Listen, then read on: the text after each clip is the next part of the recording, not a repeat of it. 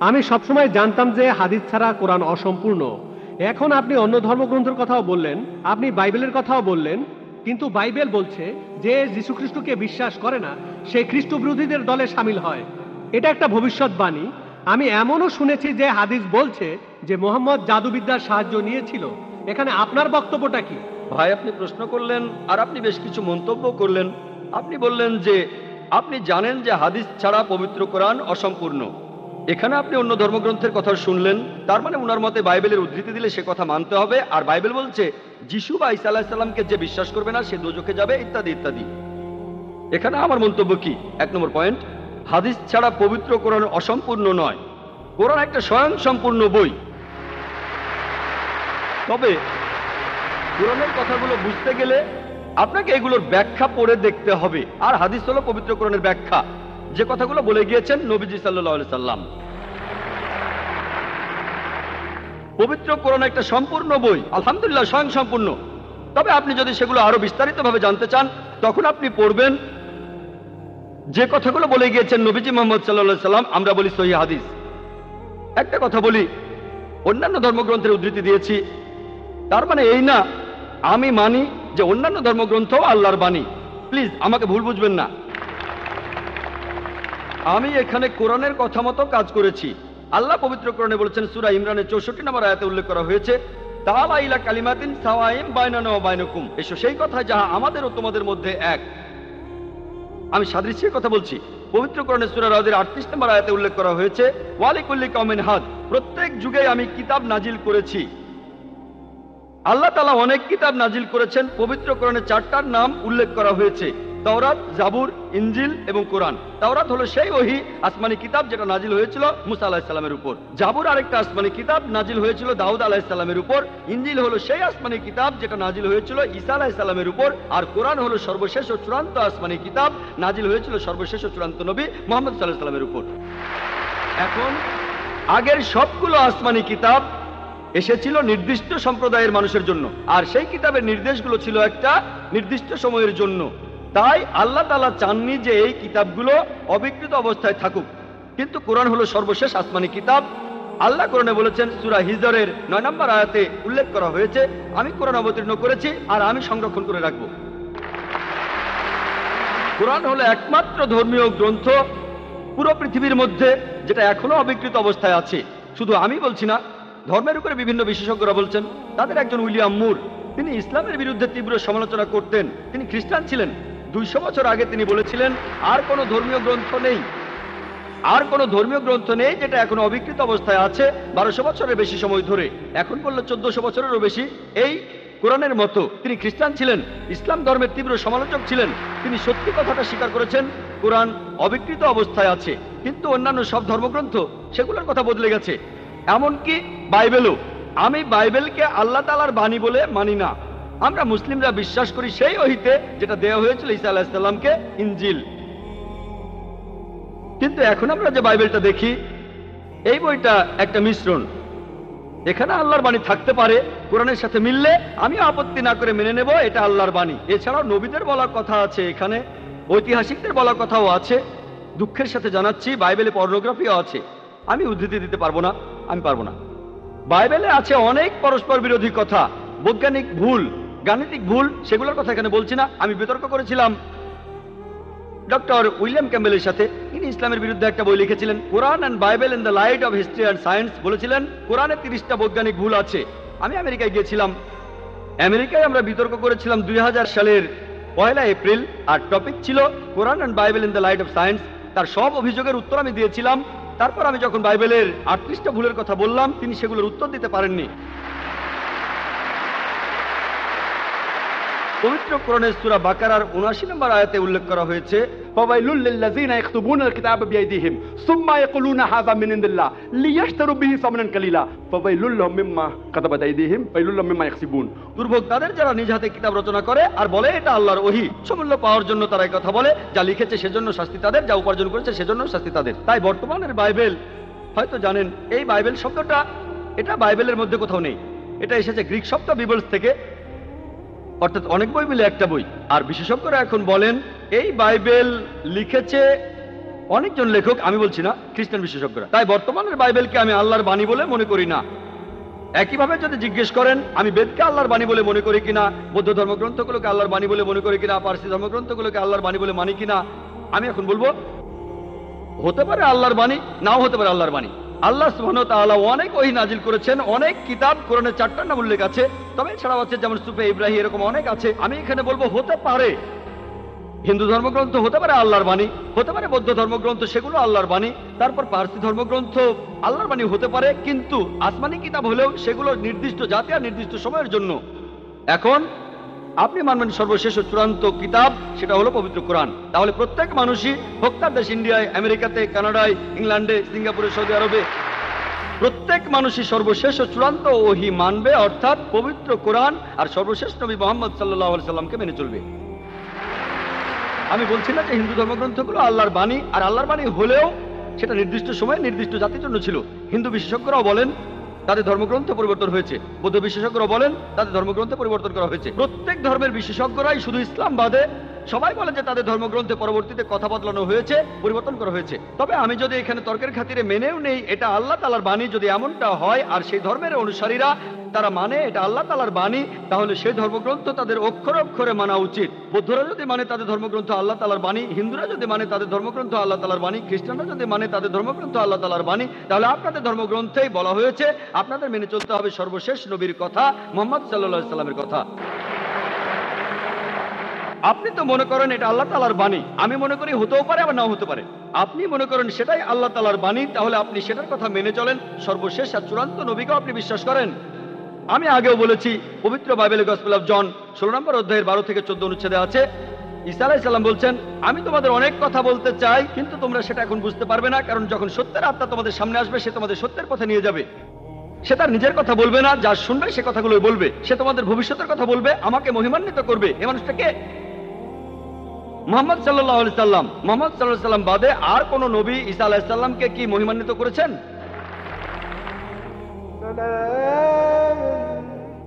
ঠিকই বলেছেন আপনি, যে ঈসা আলাইহিস সালামকে অস্বীকার করবে সে নরকে যাবে। আপনি বললেন এই কথা, আমি আপনার সঙ্গে একমত। সেই মুসলিম আসলে মুসলিম না যে ঈসা আলাইহিস সালামকে বিশ্বাস করে না।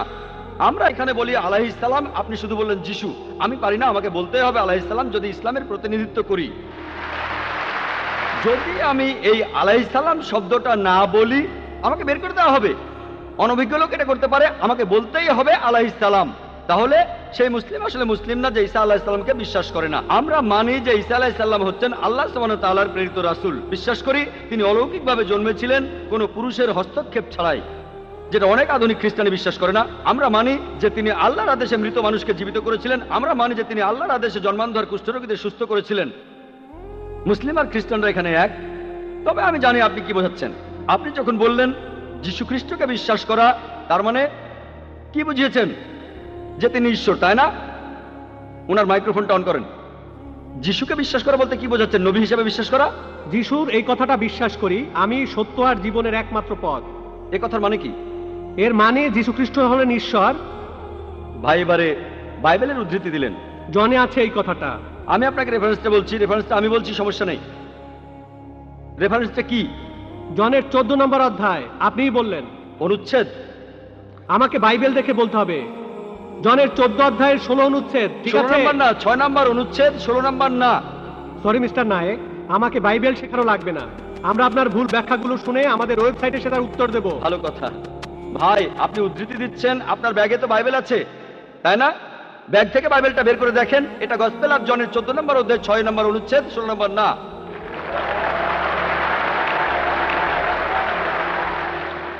আর আপনি বললেন ঈসা মসীহ আলাইহিস সালাম, তিনি বলেছেন যে তিনি ছিলেন ঈশ্বর।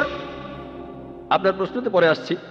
প্রশ্নের উত্তরটা দেওয়ার আগে আমি একটা কথা বলে নিই। আমি বাইবেল পড়েছি, গোটা বাইবেলের মধ্যে পরিষ্কারভাবে বলা এমন একটা কথাও নেই যেখানে যিশু বা ঈসা আলাইহিস সালাম নিজে বলেছেন আমি ঈশ্বর আর আমার উপাসনা করো। যদি কোনো খ্রিস্টান আমাকে দেখাতে পারেন গোটা বাইবেলের মধ্যে পরিষ্কারভাবে বলা মাত্র একটি কথা যে ঈসা আলাইহিস সালাম নিজেই বলেছেন যে আমি ঈশ্বর আর আমার উপাসনা করো, তাহলে আমি ডক্টর জাকির নায়েক আজকে খ্রিস্টান ধর্ম গ্রহণ করব। আমি অন্য মুসলিম ভাইদের পক্ষ থেকে এই কথা বলছি না, আমি আমার মাথাটা তরবারির তলে রাখছি। আমি বিভিন্ন ধর্মের উপর একজন ছাত্র। আপনি বাইবেল পড়েছেন আর আমিও পড়েছি বাইবেল। আপনি বললেন যে আপনাকে বাইবেল শেখানো লাগবে না। ঈসা আলাইহিস সালাম এই কথা নিজে বলেছেন, সত্যকে খোঁজো, সত্যই তোমাকে মুক্ত করবে। ইনশাআল্লাহ আজকে আপনি সত্য দেখবেন আর ইনশাআল্লাহ সত্য আপনাকে মুক্ত করবে। আমি কথাটা আবার বলছি, গোটা বাইবেলে পরিষ্কারভাবে বলা এমন একটা কথাও নেই যেখানে যিশু বা ঈসা আলাইহিস সালাম নিজেই বলেছেন আমি ঈশ্বর আর আমার উপাসনা করো। আপনারা যদি বাইবেল পড়েন, ঈসা আলাইহিস সালাম তার নিজের মুখেই বলেছেন। এটা আছে গসপেল অফ জন 14 নম্বর অধ্যায়ের 28 অনুচ্ছেদে, বলেছেন আমার পিতা আমার চাইতে মহান। গসপেল অফ জন 10 নম্বর অধ্যায়ের 29 অনুচ্ছেদ, আমার পিতা সবার চাইতে মহান। গসপেল অফ ম্যাথিউ 12 নম্বর অধ্যায়ের 28 অনুচ্ছেদ, ঈশ্বরের আত্মার সাহায্যে শয়তানকে তাড়িয়ে দেই। গসপেল অফ লুক 11 নম্বর অধ্যায়ের 20 অনুচ্ছেদ, আমি ঈশ্বরের আঙ্গুলের সাহায্যে শয়তানকে তাড়িয়ে দেই। গসপেল অফ জন 5 নম্বর অধ্যায়ের 30 অনুচ্ছেদ, আমি আমার নিজের থেকে কিছুই করতে পারি না, আমি এখানে বিচার করি আর আমার বিচার সঠিক, কারণ আমি আমার ইচ্ছায় কাজ করি না, আমার পিতার ইচ্ছায় কাজ করি। যদি কেউ বলে সে আল্লাহর ইচ্ছা মতো কাজ করে, সে একজন মুসলিম। ঈসা আলাইহিস সালাম একজন মুসলিম, তিনি নিজেকে ঈশ্বর বলেননি। বুক অফ অ্যাক্টসে পরিষ্কার বলা আছে 2 নম্বর অধ্যায়ের 22 অনুচ্ছেদ, বলা হয়েছে হে ইসরায়েলের সন্তানেরা, একথা শোনো, নাজারেত শহরের যিশু ঈশ্বর প্রেরিত একজন পুরুষ তোমাদের মাঝে, সে অনেক অলৌকিক কাজ করবে, সেগুলো তাকে ঈশ্বর করাবেন, তোমরা তার সাক্ষী থাকবে। ঈশ্বর প্রেরিত একজন পুরুষ তোমাদের মাঝে, সে অনেক অলৌকিক কাজ করে দেখাবে, ঈশ্বর তাকে দিয়ে করাবেন আর তোমরা তার সাক্ষী থাকবে। তাই বাইবেল স্পষ্ট করে বলছে যে ঈসা আলাইহিস সালাম ছিলেন একজন মানুষ, তিনি আল্লাহ তাআলার প্রেরিত একজন রাসূল, কিন্তু আল্লাহ নন। গোটা বাইবেলের মধ্যে পরিষ্কারভাবে এমন একটা কথাও নেই যেখানে ঈসা আলাইহিস সালাম নিজেই বলেছেন যে আমি ঈশ্বর, আমার উপাসনা করো। আপনি একটা উদ্ধৃতি দিয়ে সেটা প্রমাণ করতে চাইলেন যে গসপেল অফ জন 14 নম্বর অধ্যায়ের 6 অনুচ্ছেদে বলা হয়েছে যিশু বা ঈসা আলাইহিস সালাম নিজেই বলেছেন আমি সত্য আর জীবনের একমাত্র পথ, আমাকে ছাড়া আমার পিতার কাছে কেউ যেতে পারবে না। এখানে প্রসঙ্গ ছাড়া উদ্ধৃতি দিচ্ছেন। লোকজন পবিত্র কোরআনের আয়াত নিয়ে প্রসঙ্গ ছাড়া উদ্ধৃতি দেয় দুর্নাম করতে। একইভাবে খ্রিস্টান মিশনারিরা বাইবেলের প্রসঙ্গ ছাড়া উদ্ধৃতি দেয়। আপনাকে একটা সত্য কথা বলি, আপনার বাইবেলটা খোলেন, যদি সন্দেহ থাকে বাইবেলটা খোলেন, প্রসঙ্গ জানতে 1 নম্বর অনুচ্ছেদটা পড়েন।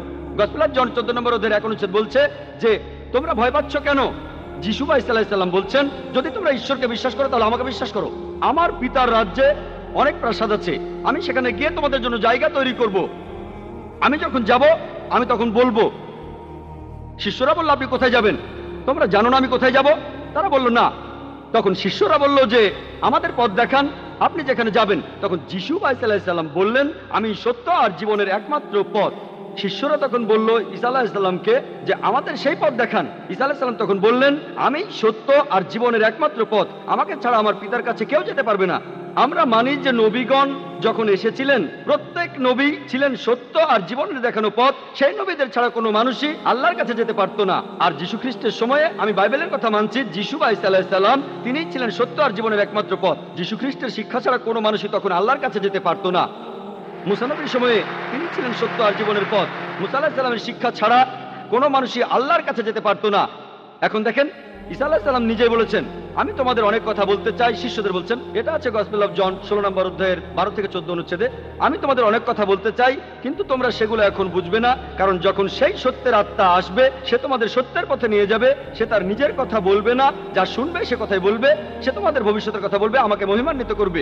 আর এখন দেখবেন, ভালো করেই দেখবেন যে নবীজি মুহাম্মদ সাল্লাল্লাহু আলাইহি সাল্লাম তিনি সত্য আর জীবনের একমাত্র পথ। মুহাম্মদ সাল্লাল্লাহু আলাইহি সাল্লাম যা শিখিয়েছেন সেগুলো ছাড়া কেউ আল্লাহর কাছে যেতে পারবে না। আর মুহাম্মদ সাল্লাল্লাহু আলাইহি সাল্লাম ছিলেন সর্বশেষ আর চূড়ান্ত নবী। এখনকার দিনে দেখবেন হোক সেই লোক বাস করছে আমেরিকায়, কানাডায়, ইংল্যান্ডে, ইন্ডিয়ায়, সৌদি আরবে, পৃথিবীর যেখানেই থাকুক, এখনকার দিনে সবার জন্য মুহাম্মদ সাল্লাল্লাহু আলাইহি সাল্লাম তিনি হলেন পথ, সত্য আর জীবনের। মুহাম্মদ সাল্লাল্লাহু আলাইহি সাল্লাম যা শিখিয়েছেন সেগুলো ছাড়া কেউ আল্লাহর কাছে যেতে পারবে না। আর প্রায় সব ধর্মগ্রন্থ এরকম কথা বলছে, এমনকি বাইবেলও। আশা করি আপনি সত্যটা জানতে পেরেছেন আর ইনশাআল্লাহ আপনি সত্যের কাছে এসেছেন, সত্য আপনাকে মুক্ত করবে।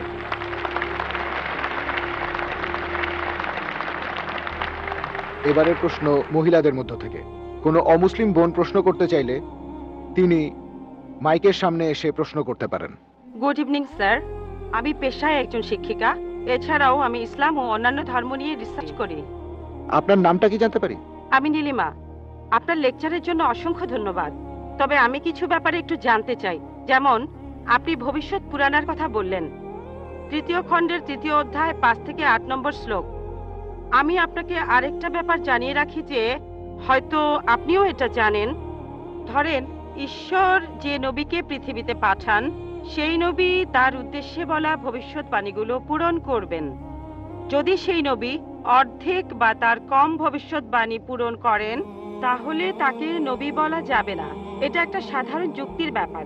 এবারে ভবিষ্য পুরাণার কথা বলি। আপনি সেই ম্লেচ্ছ নেতার কথা বললেন আর বললেন তিনি নবী মোহাম্মদ ছাড়া আর কেউ নন। আচ্ছা, আমি আপনার কথার প্রথম অংশটা মেনে নিচ্ছি, কিন্তু পরের অংশটা আপনি ব্যাখ্যা করে বলেননি। এখন আপনাকে বলি, ম্লেচ্ছ একটা সংস্কৃত শব্দ, আর সংস্কৃত ডিকশনারি অনুযায়ী ম্লেচ্ছ শব্দটার অর্থ অনার্য অথবা পাপী অথবা খারাপ লোক। ম্লেচ্ছ শব্দটার এই তিনটা অর্থ হয়।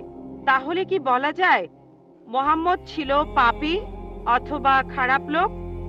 আরেকটা ব্যাপার হলো, এই ভবিষ্যৎবাণীর দ্বিতীয় শর্তটা, সেটা হলো তিনি একটা মরুস্থলে জন্মাবেন। মরুস্থল এর অর্থ মৃতদের স্থান, কারণ মরু শব্দটা এসেছে সংস্কৃত মৃ থেকে, যার অর্থ মৃত্যু। তাই এখানে অবশ্যই আরবের মরুভূমির কথা বলা হচ্ছে না, কারণ সেটা ছিল অনুর্বর ভূমি আর যুদ্ধক্ষেত্র। এরপরে আমি 3 নম্বর পয়েন্টে আসছি। এই ভবিষ্যৎবাণীতে বলা হয়েছে যে এই ম্লেচ্ছ নেতা তিনি গোসল করেন পঞ্চগাভিয়া আর গঙ্গা নদীতে। আর এটা আমরা সবাই জানি যে গঙ্গা নদী, এই নদীটা আরবে নয়, গঙ্গা নদী রয়েছে ইন্ডিয়ায়। এটা পৃথিবীর সবাই জানে। এবার পঞ্চগাভিয়ায় গোসল করা সম্পর্কে বলি। পঞ্চগাভিয়া মানে গরু থেকে উৎপন্ন 5টা উপাদান। এই উপাদানগুলো হলো দুধ, দই, ঘি, প্রস্রাব, গোবর। এখন ভবিষ্যৎবাণীটাকে সত্যি হতে গেলে এই কথাটাও তাহলে সত্যি হতে হবে। আপনি কি আমাকে পবিত্র কোরআনের এমন কোনো আয়াত দেখাতে পারেন যেখানে বলা আছে যে মোহাম্মদ গোসল করেছিল গঙ্গার জলে বা সেই 5টা উপাদান দিয়ে, অর্থাৎ দুধ, দই, ঘি, প্রস্রাব আর গোবর? তাহলে আজকে ইসলাম গ্রহণ করব। Thank you sir. বোন, আপনি ঠিক বলেছেন যে ভবিষ্যৎবাণীর কথা বলা হচ্ছে, যদি তার অর্ধেকের বেশি পূরণ না হয় তাহলে ভবিষ্যৎবাণী ভুল। আমি একমত বোন, আপনার সঙ্গে একমত। আমি আপনার 3টি প্রশ্নের উত্তর দেব। দেখা যাক আজকে আপনি ইসলাম গ্রহণ করেন কিনা।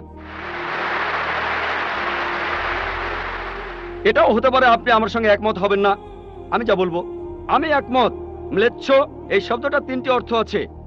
ম্লেচ্ছ এর একটা অর্থ হলো অনার্য অর্থাৎ বিদেশি, আরেকটা অর্থ হচ্ছে পাপী, আরেকটা অর্থ হলো খারাপ লোক। আর দেখবেন ইন্ডিয়ায় হিন্দুরা সাধারণত মুসলিমদের বলে থাকে ম্লেচ্ছ। তারা যখন এভাবে বলে তারা আসলে বোঝায় পাপী আর খারাপ লোক, কিন্তু এর আরেকটা অর্থ হলো বিদেশি। যখন আমি লেকচারে কোনো ধর্মগ্রন্থ থেকে উদ্ধৃতি দেই, সেখানে একটা শব্দের যদি অনেক অর্থ হয়, ব্যাপারটা এমন না ধরেন শব্দটার 4টা অর্থ আছে, তার মধ্যে 3টা অর্থ এখানে খাটে না, মাত্র একটা ঠিক হলেও অর্থ সঠিক হতে পারে। যেমন ধরেন কোরআন বলছে তোমরা শূকর খেও না। আজকে যদি ডিকশনারি খোলেন, এই শূকর শব্দটার একটা অর্থ হলো পুলিশ অর্থাৎ পুলিশ অফিসার, তাহলে একটা অর্থ শূকর, আরেকটা অর্থ পুলিশ অফিসার। তবে কোরআন বাইবেল এটা বোঝায়নি। বাইবেলে বুক অব লেভিটিকাস 11 অধ্যায়ের 7 থেকে 8 অনুচ্ছেদে আছে, বুক অব ডিউটেরোনমি 14 অধ্যায়ের 8 অনুচ্ছেদে আছে, বুক অব আইজায়া 65 অধ্যায়ের 2 থেকে 5 অনুচ্ছেদে আছে। বলা হয়েছে তোমরা শূকর খেও না, কিন্তু পুলিশকে বোঝায়নি বাইবেল। যদি আপনি বিভিন্ন ধর্মের ছাত্রী হয়ে থাকেন, যদি 10টা অর্থ থাকে সেখানে একটা অর্থও খাটে, দেখতে হবে সেটা সঠিক কিনা। 2টো সঠিক হতে পারে, 3টা সঠিক হতে পারে, সবগুলো সঠিক হতে পারে, কিন্তু যদি মাত্র একটা অর্থ সঠিক হয় এতেও ভবিষ্যৎবাণীটা ফলে যেতে পারে। আমি আপনার সঙ্গে একমত যে ম্লেচ্ছ এর একটা অর্থ অনার্য, ইন্ডিয়ানদের দিক থেকে একজন বিদেশি। আর আমি আমার লেকচারে তখন বলেছিলাম ম্লেচ্ছ শব্দের অর্থ হচ্ছে বিদেশি। আর আপনি ভুল পথে গিয়ে বলছেন এখানে ম্লেচ্ছ মানে হচ্ছে পাপী। আপনি আসলে এখানে ভুল বুঝেছেন বোন। যদি আপনি বলেন কোরআন আর বাইবেল বলছে পুলিশদের খেও না, তার মানে আপনি বিভিন্ন ধর্মের উপর ছাত্রী নন, আপনি তাহলে এক পেশে। একটা অর্থে যদি ভবিষ্যৎবাণীটা পূরণ হয়, আরেকটা কথা যদি সন্দেহ থাকে, আমি আরো 10টা পয়েন্টের কথা বলেছি, সবগুলোকে খণ্ডন করতে পারবেন না। আরেকটা বললেন মরুস্থল, এটার একটা অর্থ আমিও একমত, মৃতদের স্থান। তবে সংস্কৃতিতে মরুস্থল শব্দটার আরেকটা অর্থ হচ্ছে বালুময় স্থান। আপনি আজকে ডিকশনারি চেক করেন, সেখানে দেখবেন আমাদের ইসলামিক রিসার্চ ফাউন্ডেশনে এখানে সংস্কৃত ডিকশনারিও আছে। আমি বিভিন্ন ধর্মের উপর ছাত্র, এটা মানছি যে একটা অর্থ হচ্ছে মৃতদের স্থান, আরেকটা অর্থ হচ্ছে বালুময় স্থান, কিন্তু ভুল অর্থটা আপনি নিচ্ছেন কেন? তাহলে তো আপনি ভুল পথে চলে যাবেন। যদি পারমুটেশন আর কম্বিনেশন গুলো দেখেন, অন্য যে পয়েন্টগুলো বলেছি সেগুলো পুরোপুরি সঠিক। এখানে আপনাকে সঠিক উত্তরটা বেছে নিতে হবে। তাহলে মরুস্থল শব্দটার একটা অর্থ হলো বালুময় স্থান বা মরুভূমি। আপনার 3য় প্রশ্নতে আসি, আপনি ইসলাম গ্রহণ করবেন ইনশাআল্লাহ। 3য় প্রশ্নটা, আমি যে ভবিষ্যৎবাণীটার কথা বলেছি যে নবী মোহাম্মদ সাল্লাল্লাহু আলাইহি সাল্লাম পঞ্চগর্ভে গোসল করেছিলেন গঙ্গা নদীতে, এখানে বুঝে নিতে হবে যখন আমরা বলছি যে হিন্দুদের রীতি অনুযায়ী যে কেউ পঞ্চগর্ভে বা গঙ্গায় গোসল করবে তার অর্থ বিশুদ্ধ হবে। একটা অর্থ শারীরিকভাবে গঙ্গায় ডুব দিলেন, আমারও মনে হয় না নবীজি ইন্ডিয়া এসে গঙ্গায় ডুব দিয়েছিলেন। আরেকটা অর্থ বিশুদ্ধ হওয়া, তখন ব্যাখ্যা করিনি কারণ লেকচারটাই অনেক লম্বা ছিল। এই টপিকটা নিয়ে আমি সারাদিন কথা বলতে পারি, আমি এখানে খুব বিস্তারিত বলিনি। আমি প্রত্যেকটা ভবিষ্যৎবাণী নিয়েই আরো কয়েক মিনিট বলতে পারি, সব মিলিয়ে ঘন্টাখানিক বলতে পারবো। এখানে পঞ্চগর্ভে গোসল করা মানে হচ্ছে বিশুদ্ধ হওয়া। এখানে প্রসঙ্গটা বুঝতে হবে, শারীরিকভাবে গোসল করার অর্থ এখানে বলা হয়নি। আর আপনি গঙ্গার পানিতে ডুব দিলেই বিশুদ্ধ হয়ে যাবেন এমন কোনো নিশ্চয়তা নেই, বিশুদ্ধ না হওয়ার সম্ভাবনাই বেশি। এটা হচ্ছে হিন্দুদের রীতি অনুযায়ী বলা। তাই এখানে ভবিষ্যৎবাণীটা বলছে যে নবী মোহাম্মদ সাল্লাল্লাহু আলাইহি সাল্লাম পঞ্চগর্ভে গোসল করেছিলেন। তার মানে এই না যে তিনি এখানে এসেছিলেন, মানে হলো আল্লাহ তাআলা তাকে বিশুদ্ধ করেছিলেন। আমরা বিশ্বাস করি যে আল্লাহ তাআলার সকল নবী, সকলেই হোক তিনি মুসা বা ঈসা আলাইহিস সালাম অথবা মুহাম্মদ সাল্লাল্লাহু আলাইহি সাল্লাম, তারা সকলেই ছিলেন মাসুম, তারা ছিলেন নিষ্পাপ, ছিলেন বিশুদ্ধ। তাহলে আল্লাহর সকল নবী, আল্লাহ যাদের পৃথিবীতে পাঠিয়েছিলেন, আমরা মানি যে তারা সকলেই নিষ্পাপ, সকলেই মাসুম, সকলেই বিশুদ্ধ। তাহলে আপনার উত্তরটাও পেলেন। আশা করি ইনশাআল্লাহ আপনি ইসলাম গ্রহণ করবেন বোন। দিকের মাইক থেকে। আমার নাম প্রেম আদভানি, আমি নয়াদিল্লি থেকে এসেছি, রিটায়ার্ড চাকরিজীবী আর অমুসলিম। আমার প্রশ্নটা হলো, ইসলামের অতীত ইতিহাস খুবই গৌরবের, বর্তমানেও ইসলাম ধর্মের মাথা উঁচু করে থাকার কথা ছিল। আমার মনে হয় মুসলিমদের কাজকর্মের মধ্যে স্বচ্ছতা থাকা উচিত। অন্য সব মানুষকেও তাদের জানতে দেওয়া উচিত যে তারা কি কি কাজ করেছে বিভিন্ন মাদ্রাসা, মসজিদ ইত্যাদি জায়গায়, যাতে করে মানুষজন জানতে পারে যে এসব জায়গায় কি হচ্ছে। তখন ব্যাপারটা অনেক স্বচ্ছ হবে, কেউ তখন আর ভুল বুঝবে না। ধন্যবাদ ভাই, খুব সুন্দর প্রশ্ন করেছেন। তবে আপনার উত্তর দেওয়ার আগে আগের বোন যে প্রশ্নগুলো করেছিলেন সে ব্যাপারে কিছু কথা বলি। তার 3টা প্রশ্ন, সেখানে আমার মেয়ে রুজদা নায়েকের গানের কথাগুলো মনে পড়লো। শেষ গানটা যে don't talk to me about Mohammad সাল্লাল্লাহু আলাইহি সাল্লাম, আর কোঅর্ডিনেটর বলেছিলেন গানের কথাগুলো একটু মনোযোগ দিয়ে শুনবেন। আপনারা যদি কথাগুলো শুনে থাকেন, এটা নবীজি সাল্লাল্লাহু আলাইহি সাল্লামের একটা সিরাত যে একদিন মোহাম্মদ সাল্লাল্লাহু আলাইহি সাল্লাম হেঁটে যাচ্ছিলেন, তখন এক পথচারীর সঙ্গে তার দেখা হলো। সে নবীজির বিরুদ্ধে কথা বলতে লাগলো, ও এই নবী মোহাম্মদ খুবই খারাপ লোক, তার সঙ্গে কথা বলো না। সে কিন্তু মোহাম্মদ সাল্লাল্লাহু আলাইহি সাল্লামের সঙ্গে কথা বলছে, সে জানে না ওই লোকটাই মোহাম্মদ সাল্লাল্লাহু আলাইহি সাল্লাম। সে নবীজির কাছে বলল, পথে হাঁটতে হাঁটতে, নবী মোহাম্মদ খুবই খারাপ লোক, তার কথা শুনো না, তার কথা শুনলে বিপর্যয় হয়ে যাবে, সবার জন্য খারাপ হবে, ইত্যাদি ইত্যাদি। গানটাতে এই কথাগুলো বলা হয়েছিল। লোকটা নবীজিকে বলল, তবে আপনি খুব ভালো মানুষ, আর আপনাকে সাবধান করছি ওই মোহাম্মদ লোকটার কথা শুনবেন না সাল্লাল্লাহু আলাইহি সাল্লাম, সে ভণ্ড, নাউজুবিল্লাহ, সে খুব খারাপ মানুষ, নাউজুবিল্লাহ। এরকম আরো অনেক কথা। তবে নবীজিকে বললো, আপনি খুব ভালো মানুষ, আপনি দয়ালু, আপনি পরোপকারী, আপনার নামটা জানতে পারি? নাম শুনে বলল, কি? আপনি কি বললেন? আমি কি ঠিক শুনছি? আপনার নাম মোহাম্মদ সাল্লাল্লাহু আলাইহি সাল্লাম? তখন সে বলল, আশহাদু আল্লা ইলাহা ইল্লাল্লাহ ওয়া আশহাদু আন্না মুহাম্মাদুর রাসূলুল্লাহ। যখন সেই লোকটা বুঝতে পারলো যে এই লোকটাই মোহাম্মদ সাল্লাল্লাহু আলাইহি সাল্লাম, আমি অন্য মানুষের কাছে শুনেছিলাম সে খুব খারাপ মানুষ, ইনি তো ভালো মানুষ, তখন সে ইসলাম গ্রহণ করলো। তাই আমার প্রিয় বোন, উনি একটু আগে যখন প্রশ্নগুলো করেছিলেন তখন আমার মেয়ের গানের কথাগুলো মনে পড়েছিল। নবীজি সাল্লাল্লাহু আলাইহি সাল্লামের সেই সিরাতটা, যেখানে এক পথচারী নবীজির কাছে এই নবীজি সম্পর্কে বদনাম করছিল, তবে তখনই সত্যিটা জানার পর সেই লোক শাহাদা উচ্চারণ করেছিল। আশা করি ইনশাআল্লাহ আমাদের বোনও শাহাদা দেবেন, আর আমি দোয়া করি আল্লাহ যেন তাকে হেদায়েত দান করেন। ভাই, আপনি খুব সুন্দর প্রশ্ন করেছেন। আর বললেন যে ইসলামের অতীত ইতিহাস খুবই গৌরবের। তারপর বলছেন স্বচ্ছতা থাকার প্রয়োজন আছে, বিশেষ করে মাদ্রাসাগুলোতে। কে আপত্তি করবে? আমি একমত ভাই, আমি সম্পূর্ণ একমত। কে বলছে যে স্বচ্ছতা থাকবে না? শুধু স্বচ্ছতাই নয়, আমি চাই অমুসলিম ছাত্রছাত্রীরা মাদ্রাসায় লেখাপড়া করুক। আমি এটাও জানি ভাই, আমি জানি আপনি এখানে মিডিয়ার কথাগুলো বলছেন, যে মিডিয়া বলছে যে মাদ্রাসাগুলো হলো সন্ত্রাসবাদের আখড়া। মিডিয়া বলছে, আপনি না, মিডিয়া। মাদ্রাসা আরবি শব্দটার অর্থ যেখানে শিক্ষা দেওয়া হয়, আরেকটা বিশ্ববিদ্যালয়ের মতো। স্কুল বলতে পারেন, কলেজ বলতে পারেন, ইউনিভার্সিটিও বলতে পারেন। তবে মিডিয়া মাদ্রাসাগুলোকে এমনভাবে তুলে ধরে, যদি কোনো মাদ্রাসায় যান আপনি সন্ত্রাসী হয়ে যাবেন। মিডিয়া বলে আপনি না। একটা প্রশ্ন করি, এই পৃথিবীর ইতিহাসে যে লোকটা সবচেয়ে বেশি মানুষ হত্যা করেছে সে হিটলার। সে পড়েছিল কোন মাদ্রাসায়? কোন মাদ্রাসা? হিটলার কোন মাদ্রাসার ছাত্র? তারপর দেখবেন যে মাফিয়া পৃথিবী জুড়ে চোরাচালান আর মাদক ব্যবসা করে। যদি একটা জরিপ করেন এইসব স্মাগলারদের, সেই সব লোকদের যারা জেলে যায়, যদি জরিপ করেন তাদের কতজন মাদ্রাসায় পড়েছে? কতজন? খুব কম থাকতে পারে, খুব কম। বেশিরভাগই ভার্সিটিতে পড়েছে। কোন ভার্সিটি? আধুনিক ভার্সিটি, স্কুল, কলেজ। তাহলে কি বলবেন স্কুল বন্ধ করে দাও? এটা কি বলবো যে আজ থেকে স্কুল কলেজ বন্ধ, বিএ পড়া বন্ধ, বিকম বন্ধ, বিএসসি বন্ধ? না, কারণ আমি তো স্কুলে পড়াশোনা করেছি। স্কুলে শেখানো হয় না যে ডাকাতি করবেন, চোরাচালানি করবেন, দেশের বিরুদ্ধে যুদ্ধ করবেন। এই লোকগুলো স্কুলে পড়াশোনা করেছে, কিন্তু তারা স্কুলগুলোর কুলাঙ্গার। আর হিটলারও হয়তো আধুনিক শিক্ষা পেয়েছিল। আমি নিশ্চিত তার স্কুল তাকে শেখায়নি যে তুমি 60 লক্ষ ইহুদিকে হত্যা করো। তাহলে বুঝতে পারছেন এরা কুলাঙ্গার। তবে সামগ্রিকভাবে দেখবেন যে এই দেশে প্রতি বছর হাজার হাজার ছাত্র মাদ্রাসা থেকে পাশ করে, নাদবা থেকে, দেওবন্দ থেকে হাজার হাজার ছাত্র। আপনি কি বলবেন এরা সবাই মানুষ মারছে? মোটেই তা নয়। মিডিয়া ব্যাপারটা এভাবে তুলে ধরছে। এখন দেখবেন সরকার মাদ্রাসাগুলোতে যাবে। গত বছর বা তার আগের বছর সরকার নাদবা মাদ্রাসায় গিয়েছিল। তারা মাদ্রাসায় গিয়ে একটা সার্চ ওয়ারেন্ট বের করলো, চেক করবে। কি চেক করবে? আর আলিমিয়া নাদবি রহমতুল্লাহ বললেন ঠিক আছে আপনারা চেক করেন। তারা সেখানে কিছুই পায়নি। এখন হঠাৎ করে একদিন লাখে একবার, হাজার বারের মধ্যে একবার, কোটি বারের মধ্যে একবার হতে পারে সে মাদ্রাসা থেকে পাশ করার পরে কেউ বিপথে চলে গেছে।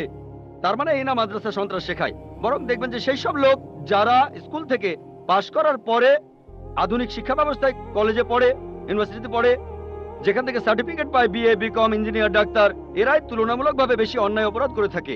আপনি যদি স্বচ্ছতার কথা বলেন, আমিও একমত। কোন মাদ্রাসায় কথা বলবে না যে আপনারা এখানে চেক করবেন না। আমাদের মাদ্রাসাগুলো উন্মুক্ত, আমাদের স্কুলে আমরা শেখাই মাশাআল্লাহ বিভিন্ন ধর্মের উপর শিক্ষা দেই। আমার ছাত্ররা আমার স্কুলের তারা সাধারণ হিন্দুদের চাইতে হিন্দু ধর্ম সম্পর্কে বেশি জানে, খ্রিস্টান ধর্ম সম্পর্কে বেশি জানে সাধারণ খ্রিস্টানদের চাইতে, ইসলাম ধর্ম সম্পর্কে বেশি জানে সাধারণ মুসলিমদের চাইতে। কারণ এখানে সব ধর্মের উপর গুরুত্ব দেওয়া হয়। তাহলে ভাই আপনি যদি স্বচ্ছতার কথা বলেন, আমি একমত, আপনার সঙ্গে আছি। এ কথা আপনাকে কেউ বলবে না, আমাদের পরীক্ষা করতে পারবেন না। আসেন, তবে নিন্দা করবেন না, নেগেটিভ মেন্টালিটি নিয়ে আসবেন না, খোলা মনে আসেন। কে জানে আল্লাহ হয়তো আপনাকে হেদায়েত করবেন, হয়তো সত্যিটা জানতে পারবেন। হ্যাঁ ভাই, আমি এখানে যেটা বলতে চাচ্ছি যে অমুসলিমরা তারা মাদ্রাসায় এসে নিজের চোখে দেখে যাবে। আমি স্বচ্ছতা বলতে এটাই বোঝাতে চেয়েছি, যাতে করে মানুষের মনে কোনো সন্দেহ না থাকে যে মাদ্রাসায় খারাপ কাজ হচ্ছে, সন্ত্রাসী বানানো হচ্ছে। ভাই খুব সুন্দর প্রশ্ন করেছেন। মাদ্রাসাগুলোকে স্বচ্ছ বানাবো যাতে অমুসলিমরা এসে পড়তে পারে। ভাই প্রথমে আমন্ত্রণ জানাচ্ছি আপনাকে, আপনার ছেলে মেয়েদের আইআরএফে আসেন, আমি আপনাকে আমন্ত্রণ জানাচ্ছি। আর ইসলামিক রিসার্চ ফাউন্ডেশনে একটা লাইব্রেরি আছে। এই লাইব্রেরিটা গোটা ইন্ডিয়ার মধ্যে বিভিন্ন ধর্মগ্রন্থের সংগ্রহের দিক থেকে একটা প্রথম শ্রেণীর লাইব্রেরি। আমাদের লাইব্রেরিতে 200-রও বেশি আলাদা আলাদা বাইবেল আছে। বাইবেলের 50টা এডিশন আছে। শুধু ভগবদ গীতার অনুবাদে আছে 50টা। বেদের অনেকগুলো অনুবাদ আছে, ঋগ্বেদ, যজুর্বেদ, অথর্ববেদ। হয়তো সরকারি লাইব্রেরিতেও এতগুলো বই পাবেন না, হতে পারে আপনার ধর্মীয় প্রতিষ্ঠানের লাইব্রেরিতেও এই বইগুলো পাবেন না। আমরা উৎসাহ দেই, পড়েন আর সত্যের পথে আসেন। আর অন্যদের কথা বাদ দেন, আমি আমন্ত্রণ জানাচ্ছি আপনাকে, আপনার ছেলে মেয়েদের, আপনাদের প্লেনের টিকিটটাও দিয়ে দেব ফ্রি। আইআরএফে আসেন, আপনাকে আমরা স্বাগত জানাবো। পড়েন, তাহলে সত্যটা জানতে পারবো একসাথে ইনশাআল্লাহ। মাইক্রোফোনটা কি অন করবেন ভাই? আপনাকে অনেক ধন্যবাদ। আমার কথাগুলো আপনি খোলা মনে গ্রহণ করেছেন। আমি চেষ্টা করব যাতে আপনার আমন্ত্রণটা রাখতে পারি। জি, ঠিকানাটা দিয়ে যান, প্লেনের টিকিট পাঠিয়ে দেবো ইনশাআল্লাহ। এবারে প্রশ্ন করা হচ্ছে মহিলাদের মধ্য থেকে। কোনো অমুসলিম বোন মাইকের সামনে এসে প্রশ্ন করবেন প্লিজ। আদাব ডক্টর জাকির নায়েক স্যার, আমার নাম ভেঙ্কটাচামা। আমি গত কয়েক বছর ধরে এক মুসলিম মহিলার সাথে আছি। আমার প্রশ্নটা হলো, সবাই বলে কোনো ধর্মই খারাপ কথা বলে না, কিন্তু মুসলিমরা কেন অন্য ধর্মের লোকদের ইসলাম গ্রহণ করতে বলে? বোন, আপনি বললেন যে আপনি একটা মুসলিম পরিবারের সঙ্গে থাকেন অনেক বছর ধরে, তারপর বললেন যে সব ধর্মে ভালো সব কথা থাকে, কিন্তু মুসলিমরা আমাকে ইসলাম গ্রহণ করতে বলে কেন? পয়েন্ট নাম্বার 1, অন্য যেসব ধর্ম আছে সেগুলো যা বলে তার বেশিরভাগ কথাই ভালো, তবে ইসলাম ভালো কথা বলার পাশাপাশি আপনাকে দেখাবে কিভাবে সেটা অর্জন করতে হয়। আমি উদাহরণ দিয়েছি, সব ধর্মই বলে চুরি করো না, ইসলাম একই কথা বলে, তবে ইসলাম দেখিয়ে দেয় কিভাবে সেই অবস্থানে যাবেন যেখানে কেউ চুরি করে না। জাকাত দেন, সাহায্য করেন, এরপর কেউ চুরি করলে তার হাত কেটে ফেলেন, তাহলে চুরি করা বন্ধ হয়ে যাবে, কোনো অপরাধ থাকবে না। এজন্যই আমি বলেছিলাম যে ইসলাম ভালো কথা বলার পাশাপাশি আপনাকে দেখিয়ে দেবে কিভাবে সেটা অর্জন করতে হয়। 2 নম্বর পয়েন্ট, আমি বিভিন্ন ধর্মের একজন ছাত্র হিসেবে বলছি, যদি আপনি হিন্দু ধর্মগ্রন্থগুলো মেনে চলেন, মনে হয় আপনি হিন্দু, যদি হিন্দু ধর্মগ্রন্থগুলো মেনে চলেন, যদি একজন ভালো হিন্দু হন, আপনাদের ধর্মগ্রন্থই বলছে ঈশ্বর মাত্র একজন। আমার লেকচারে অনেক হিন্দু ধর্মগ্রন্থের উদ্ধৃতি দিয়েছি, এক ঈশ্বর। আপনাদের ধর্মগ্রন্থ বলছে মূর্তি পূজা করবে না। ভগবদ্গীতার 7 অধ্যায়ের 20 অনুচ্ছেদ বলছে জাগতিক আকাঙ্ক্ষা যাদের বুদ্ধিকে আচ্ছন্ন করে রেখেছে তারা নকল ঈশ্বরের পূজা করে, তারা মূর্তি পূজা করে। এক ঈশ্বরে বিশ্বাস করতে হবে। আজকে আমার লেকচারে বলেছিলাম বিশ্বাস করতে হবে অন্তিম ঋষিকে, কল্কি অবতার, যার বাবার নাম হবে বিষ্ণুয়াস আব্দুল্লাহ, তার মায়ের নাম হবে সুমতি আমিনা। তিনি জন্মগ্রহণ করবেন শাম্বালা নামের গ্রামে মক্কা। তিনি জন্মাবেন শাম্বালা শহরের প্রধানের ঘরে, মক্কার প্রধানের ঘরে। তিনি হবেন পুরো মানুষ জাতির পথপ্রদর্শক। তিনি আলোকপ্রাপ্ত হবেন রাতের বেলায় একটা গুহায়। তিনি উত্তর দিকে গিয়ে আবার ফিরে আসবেন। ঈশ্বর তাকে 8টা গুণ দেবেন। তিনি হবেন পৃথিবীর সব মানুষের পথপ্রদর্শক। তিনি একটা ঘোড়ায় চড়বেন, ডান হাতে থাকবে একটা তরবারি, 4 জন সহচর থাকবে তাকে বিভিন্ন সময় ফেরেশতাগণ সাহায্য করবেন। এরকম আরো অনেক অনেক। এই মানুষটা কে? যদি ভালো হিন্দু হয়ে থাকেন তাহলে আপনি এই অন্তিম ঋষিকে বিশ্বাস করবেন, তা না হলে আপনি ভালো হিন্দু নেই। যদি ভালো হিন্দু হয়ে থাকেন তাহলে এক ঈশ্বর বিশ্বাস করবেন, তাহলে আপনি মূর্তি পূজা করবেন না। নাতাস্তি প্রতিমা আস্তি, মহান ঈশ্বর, তার কোনো প্রতিমা নেই, তার কোনো প্রতিমূর্তি নেই, তার কোনো ছবি নেই, তার কোনো ফটোগ্রাফ নেই, তার কোনো ভাস্কর্য নেই। আর আমি বিতর্ক করেছি পণ্ডিতদের সাথে, হিন্দু পণ্ডিত, ওনারা শঙ্করাচার্য অনেক, সেখানে আমি কথা বলেছি। কোন শঙ্করাচার্যই আমাকে বলেননি ভাই আপনি ভুল বলেছেন, কেউ না। একটা বিতর্ক করেছিলাম শ্রী শ্রী রবিশঙ্করের সাথে 21শে জানুয়ারিতে। তিনি ইন্ডিয়ায় হিন্দুদের মাঝে খুবই জনপ্রিয় গুরু, আর্ট অফ লিভিং। আমি তাকে বলেছিলাম আর্ট অফ লিভিং এর শ্রেষ্ঠ বই হলো এই পবিত্র কোরআন। আমি তাকে মুসলিমদের এই আর্ট অফ লিভিং এ আমন্ত্রণ জানিয়েছিলাম। আমরা সংখ্যায় এখন 130 কোটি, 130 কোটি মুসলিম। আমি তাকে আমন্ত্রণ জানিয়েছিলাম যদি তিনি ধর্মগ্রন্থগুলো মানেন, তিনি বেদের উপরে একজন বিশেষজ্ঞ, তাকে এটা মানতেই হবে। একইভাবে বোন, আপনাকে বুঝতে হবে অন্য সব ধর্মগ্রন্থগুলো হয়তো আল্লাহর বাণী আপনি বলছেন, সময় বদলানোর সাথে সাথে সেগুলোও কিন্তু বদলে গেছে। স্বামী বিবেকানন্দ বলেছেন বেদের 99%ই হারিয়ে গেছে, বাকি যে 1% আছে সেটা আমাদের কঠোরভাবে মানতে হবে। কঠোরভাবে মানে অন্তিম ঋষিকেও মানতে হবে। তাহলে কঠোরভাবে মানলে আপনি মুহাম্মদ সাল্লাল্লাহু আলাইহি ওয়াসাল্লামকেও মানবেন, আপনি কোরআনকেও মানবেন। আর আমি আপনাকে এখানে আমন্ত্রণ জানাচ্ছি, এই শান্তির ধর্মে আমন্ত্রণ জানাচ্ছি, যাতে করে আপনি আল্লাহর কাছাকাছি আসতে পারেন। এবারের প্রশ্ন আমার বাম দিকের মাইক থেকে। ইসলাম ধর্মে পাপের সংজ্ঞাটা কি? পাপের প্রকারভেদগুলো কি? আর এই পাপের সাথে হিন্দু আর খ্রিস্টান ধর্মে যে পাপের কথা বলা হয়েছে তার পার্থক্য কি? ধন্যবাদ। এবারের প্রশ্ন আমার বাম দিকের মাইক থেকে। ইসলাম ধর্মে পাপের সংজ্ঞাটা কি? পাপের প্রকারভেদগুলো কি? আর এই পাপের সাথে হিন্দু আর খ্রিস্টান ধর্মে যে পাপের কথা বলা হয়েছে তার পার্থক্য কি? ধন্যবাদ। ভাই আপনি প্রশ্ন করলেন যে ইসলাম ধর্মে পাপের সংজ্ঞাটা কি, আর হিন্দুইজম বা খ্রিস্টান ধর্মের পাপের সাথে এর পার্থক্যটা কোথায়? এক কথায় পাপ মানে আল্লাহর আদেশগুলো অমান্য করা। আল্লাহ আমাদের নির্দেশ দিয়েছেন, যদি তার বিরুদ্ধে যান সেটাই পাপ। যেমন ধরেন আল্লাহ তাআলা বলেছেন তোমরা প্রার্থনা করো, যদি প্রার্থনা না করেন তাহলে পাপ করছেন। আল্লাহ তাআলা বলেছেন তোমরা মদ খেও না, যদি মদ খান তাহলে পাপ করছেন। তাহলে আল্লাহ তাআলার আদেশ অমান্য করা এক কথায় সেটাই পাপ। আর সব ধর্মে পাপের সংজ্ঞাটা এটাই। হিন্দু আর খ্রিস্টান ধর্ম একই কথা বলছে। আশা করি উত্তরটা পেয়েছে। এবারের প্রশ্ন আমার বাম দিকের মাইক থেকে। আমি অ্যান্টনি, আমি ফিলোসফির একজন ছাত্র। আপনার লেকচার থেকে আজকে যেটা শিখলাম যে সব ধর্মই বলে এমন সব কথা যেগুলো কমন, আর এমনকি মোহাম্মদও কমন, সব ধর্মেই আছে। কিন্তু পবিত্র কোরআনটা কোন দিক থেকে আলাদা? কোরআন এমন কি বলছে যেটা অন্য ধর্মে বলা নেই? যেমন ধরেন মোহাম্মদ, তার কথা সব ধর্মের বইতেই তো বলা হয়েছে। ভাই খুব সুন্দর প্রশ্ন করেছেন। আপনি বললেন যেটা কমন সেটা মেনে চলতে। সব ধর্মগ্রন্থই বলে মুহাম্মদের কথা, আর কোরআনও বলছে মুহাম্মদের কথা। এখানে নতুন কি আছে? খুবই সুন্দর প্রশ্ন। অন্য সব ধর্মই বলে যে পরবর্তীতে একজন নবী পৃথিবীতে আসবেন, আর বাইবেলও বলছে। আপনি তো খ্রিস্টান, সম্ভবত আপনি পবিত্র বাইবেল পড়ছেন। গসপেল অফ জন 16 নম্বর অধ্যায়ের 12 নম্বর থেকে 14 অনুচ্ছেদে আছে ঈসা আলাইহিস সালাম শিষ্যদের বলছেন আমি তোমাদের অনেক কথা বলতে চাই, কিন্তু তোমরা এখন সেটা বুঝতে পারবে না, কারণ যখন সত্যের আত্মা তোমাদের সামনে আসবে সে তোমাদের সত্যের পথে নিয়ে যাবে। আর সে তার নিজের কথা বলবে না, যা শুনবে সে কথাগুলোই বলবে। সে তোমাদের ভবিষ্যতের কথা বলবে, সে আমাকে মহিমান্বিত করবে। তার মানে সব ধর্মগ্রন্থ, হিন্দু, পার্সি, বৌদ্ধ, ইহুদি, খ্রিস্টান সবাই বলছে একজন নবী পৃথিবীতে আসবেন, একজন নবী আসবেন। কিন্তু কোরআন বলছে ইনি সেই নবী যার উপর কোরআন নাজিল হয়েছে। সেই নবী চলে এসেছেন। যখন আপনি ক্লাস 1-এ পড়ছেন, আপনার স্কুলে সবার উপরে ক্লাস 10, তারপর ক্লাস 2-তে উঠলেন, তখনও লক্ষ্য ক্লাস 10, তারপর ক্লাস 3-তে উঠলেন, তখনও ক্লাস 10ই লক্ষ্য। এখানে শুধু স্কুলের কথা বলছি। Class 5, class 6, class 7, class 8, class 9, তারপর ক্লাস 10-এ উঠলেন, তারপর এসএসসি পরীক্ষা দেবেন, ঠিক? তার মানে এই না যে ক্লাস 1 আর ক্লাস 10 এর পড়াশোনা এক। আপনি ক্লাস 10 এর জন্য প্রস্তুতি নিচ্ছেন। প্রস্তুতি নেওয়া হয়েছে 1400 বছর আগে।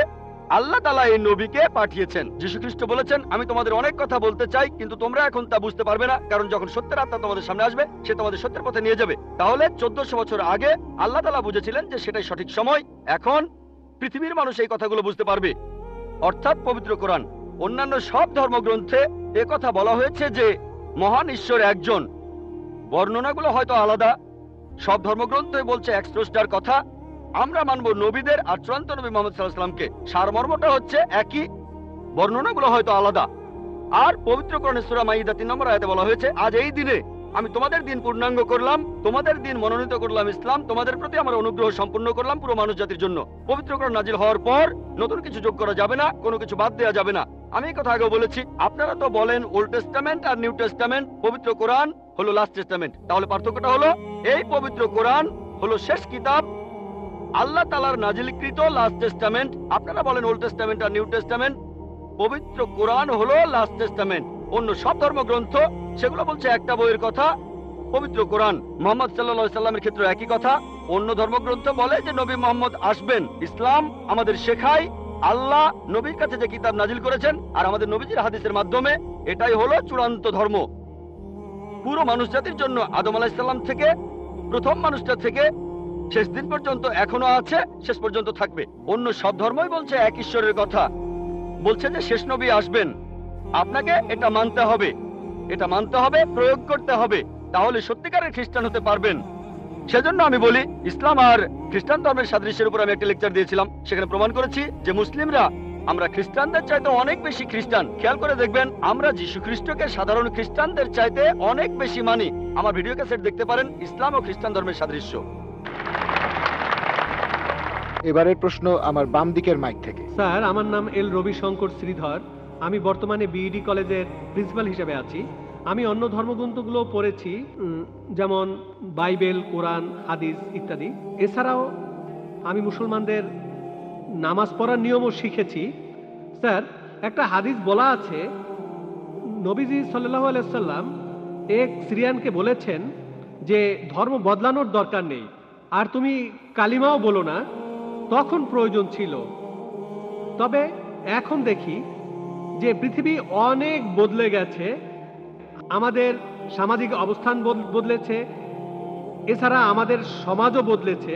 আর একটা ব্যাপার জানতে চাচ্ছি, এমন কি কোনো রকম ছাড় দেয়া আছে যদি কেউ ইসলাম পালন করতে চায়? আমরা জানি ইসলাম ধর্মের কিছু ব্যাপার ফিজিক্সের মাধ্যমে প্রমাণ করেছেন বিজ্ঞানী ক্যাপরা আর স্টিফেন হকিং, যেমন সময় আর বিশ্বজগৎ কিভাবে সৃষ্টি হলো। এখন আনাল হক, আমি খোদা, এই টাইপের ধারণার কোনো স্থান আছে? 5 ওয়াক্ত নামাজ পড়লাম, ধর্ম মানলাম, এরপর আমরা অন্য সময় কি বলতে পারি যে আনাল হক? এটা কি মানতে পারি? আর ভাই প্লিজ একবারে একটা প্রশ্ন করেন, হাতের সময় কম, এই প্রশ্নটার উত্তর দেই। প্রশ্ন করার জন্য অনেকে দাঁড়িয়ে আছেন। ভাই, আপনি প্রশ্ন করলেন যে তিনি একটা হাদিস জানেন যেখানে নবীজি এক সিরিয়ানকে তার ধর্ম বদলাতে বারণ করলেন। বলেন। যে তুমি বলবে না লা ইলাহা ইল্লাল্লাহ, বাজারের মধ্যে তাকে মারা হতো। ভাই, আপনি বললেন যে নবীজি এক লোককে বাজারের মধ্যে লা ইলাহা ইল্লাল্লাহ বলতে বারণ করেছেন, না হলে তাকে মারা হতো। আমি জানি না আপনি কোন হাদিসের কথা বলছেন। একটা হাদিস বলছে জোরে আল্লাহু আকবার বলো না, লা ইলাহা ইল্লাল্লাহ না। এটা বলা হয়েছিল কারণ যুদ্ধের সময় তারা লুকিয়ে আছে আর শত্রু আসছে, তখন জোরে আল্লাহু আকবার বলো না, কারণ তাহলে শত্রুরা টের পেয়ে যাবে। বাজারের মধ্যে না, যুদ্ধের ময়দানে। আরেকটা হাদিস বলছে জোরে বলো যাতে অন্যান্য মুসলিমরা উৎসাহিত হয়, তাই পরিস্থিতির উপর নির্ভর করে। নবীজি একবার বলেছেন যুদ্ধের ময়দানে বলো আল্লাহু আকবার, এতে মুসলিমদের সাহস বাড়বে, কিন্তু অন্য সময়ে যখন লুকিয়ে আছেন তখন জোরে বললে শত্রুরা টের পাবে। তাই এক এক পরিস্থিতিতে এক এক রকম কাজ। আপনার প্রশ্নে আসি, ইসলামের পাশাপাশি অন্যান্য জিনিস মানা যাবে কিনা, যেমন সক্রেটিস বা অন্য কারো কথা বা কোনো বিজ্ঞানীর কথা। এছাড়াও আনাল হক, ইসলামের পাশাপাশি অন্য বিষয়ের ব্যাপারে বলি, যদি সেগুলো কোরআন আর হাদিসের বিরুদ্ধে না যায় কোনো সমস্যা নেই। যদি সেটা কোরআন আর হাদিসের সাথে মিলে যায় সেটা আমাদের মানতে হবে। সেটা হতে পারে যে কোনো বিষয়, হোক বিজ্ঞান, ভূগোল বা ইতিহাস, হোক হিন্দুইজম, খ্রিস্টান ধর্ম, ইহুদি ধর্ম। যদি সেটা পবিত্র কোরআনে উল্লেখ করা থাকে তাহলে সেটা আমাদের মানা ফরজ। যদি সেই কথাটার উল্লেখ কোরআনে না থাকে আর কোরআনের বিরুদ্ধে না যায় সেটা মানতে পারেন, মুবাহ, ঐচ্ছিক। কিন্তু যদি সেই কথাটা কোরআনের বিরুদ্ধে যায় সেটা হারাম, সেটা নিষিদ্ধ। এই তিনটা হতে পারে, তিনটা ফলাফল পাবেন। আপনি বললেন যে ইসলাম তাওহীদে বিশ্বাস করে, 5 ওয়াক্ত নামাজ। ইসলাম আনাল হকে বিশ্বাস করে কিনা? আনাল হক নিজেকে আল্লাহ দাবি করা, এটা শিরক, এটা তাওহীদের বিরুদ্ধে যায়। এটা বলতে পারেন না যে আপনি তাওহীদও মানেন আবার একাধিক ঈশ্বরে বিশ্বাস করেন। আপনি তাওহীদ মানেন আবার বলছেন আমি আল্লাহ, দুটো আসলে বিপরীত। যদি কেউ এমনটা বিশ্বাস করে যে সে আল্লাহর একটা অংশ, সে তাওহীদ মানতে পারে না, আর সে মুসলিম নয়। দুটো বিপরীত জিনিস। কিন্তু অন্য ব্যাপার কোরআনের সাথে মিললে সমস্যা নেই, আর কোরআনের বিরুদ্ধে না গেলে সমস্যা নেই। আশা করি বুঝতে পেরেছেন।